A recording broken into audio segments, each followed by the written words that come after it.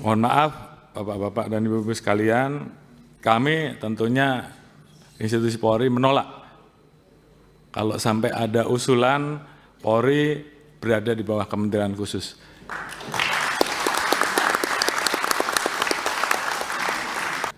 Dalam hal ini saya tegaskan bahwa di hadapan Bapak-bapak dan Ibu-ibu sekalian dan seluruh jajaran bahwa saya menolak polisi di bawah kementerian.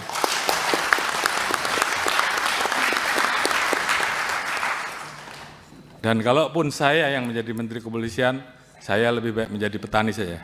Oh iya, ini menyala nih Pak Kapolri, benar.